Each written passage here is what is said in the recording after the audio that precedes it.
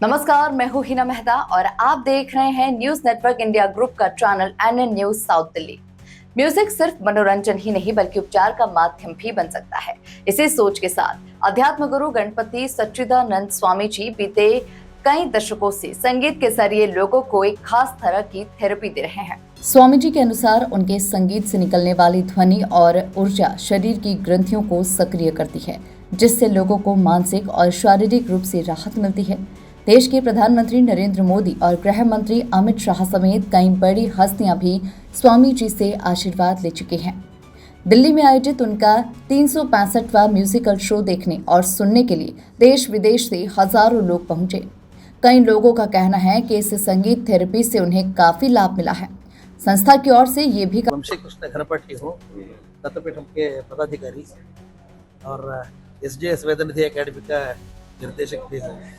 हम गणपति सच्चिदानंद स्वामी जी से लगभग 45 साल से जुड़े हैं और स्वामी जी का ये नाद चिकित्सा प्रक्रिया जो होती है, इसके लिए चिकित्सक अर्थात स्वामी जी इनसे संपर्क में रहना बहुत आवश्यक है। संगीत को अपनी शक्ति से हम आस्वाद कर सकते हैं और इसके लिए हमारी जागरूकता का कोई संबंध नहीं है।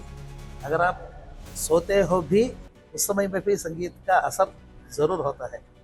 इसीलिए हमें तो इस संगीत को सुनने के लिए ये प्रभावित, हमारा नाड़ी मंडल जो है वो प्रभावित होता है। और हमारे शास्त्रों के हिसाब से नाद जो है इस दो तरह के होता है, एक आहत नाद, दूसरा होता है अनाहत नाद। आहत नाद मतलब अब कोई आवाज़ को उत्पादन करने के लिए दो चीज़ एक दूसरे से स्पर्श करना है, इसको आहत नाद बोलते हैं। जैसा आप ये अब हमारे ये गात्र वीणा बोलते हैं हमारे वेदों में। गात्र वीणा मतलब हमारे शरीर में जो दो अंग एक दूसरे से संपर्क होने से ये आवाज़ उत्पन्न होता है। जो परम पूज्य स्वामी जी हैं, उनका ये 365वां कॉन्सर्ट है। जो पहला कॉन्सर्ट है वो एम्स्टर्डम में हुआ था, दूसरा चेन्नई में हुआ था। उसके बाद लगातार कोई भी आप विश्व में बड़े से बड़ा भी हॉल का नाम लेंगे, वहाँ पे उन्होंने अपना कॉन्सर्ट किया हुआ है। ये एक बहुत ही अचंभे की बात है कि 365वां जो कॉन्सर्ट था ये ग्रीस में होना था। सडनली जब स्वामी जी आए तो उन्होंने हमारे को ये आदेश दिया कि वो यहाँ पे करना चाहेंगे और दिल्ली वासियों को ये अनुभव करने का एक मौका मिला। अदरवाइज़ ये ग्रीस में होना था। ठीक है, उनका जो उद्देश्य है वो है शांति। ठीक है, एंड जो भी ये कॉन्सर्ट को अटेंड करेगा ना, उसको कहीं ना कहीं एक मेडिटेटिव हीलिंग मिलती है।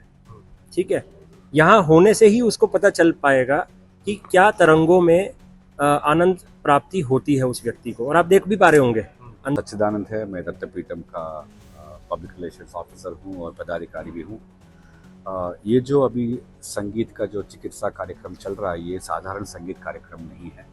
ये कॉन्सर्ट जैसा नहीं है जहाँ पे आप कैलकुलेशन लगा के इतने में स्टार्ट होगा इतने में अंत होगा, वैसा वाला कार्यक्रम नहीं है। ये अपने सामवेद में राग रागिनी विद्या करके एक अनोखा पन्न है।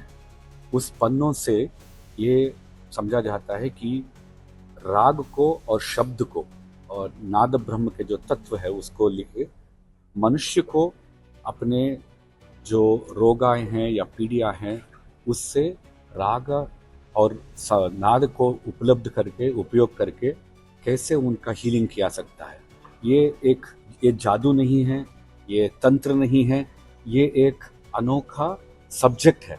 ये है, पहले मैं स्वामी जी को 365वां जो कार्यक्रम यहाँ पे हीलिंग म्यूजिक कॉन्सर्ट दिया है, वो एक दिल्ली वासियों के लिए एक आशीर्वाद है, ये मैं कहना चाहूँगा। तत्पश्चात मैं ये बोलना, मैं स्वामी जी से जुड़ा था 1992 में। मैं और मेरी माता जी जो श्यामला पप्पू जी सीनियर एडवोकेट थी, एंड 1997 में मेरी माता जी को ब्रेन ट्यूमर हो गया था।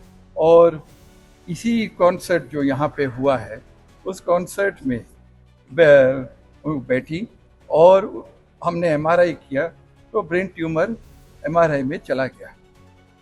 इसके बाद स्वामी जी के से जुड़ा रहा हूँ। और स्वामी जी के अब 2 आश्रम हैं यहाँ पे, द्वारका में भी और स्वरूप नगर में भी। और स्वामी जी इसी हीलिंग म्यूजिक कॉन्सर्ट सारे विश्व में कर रहे हैं।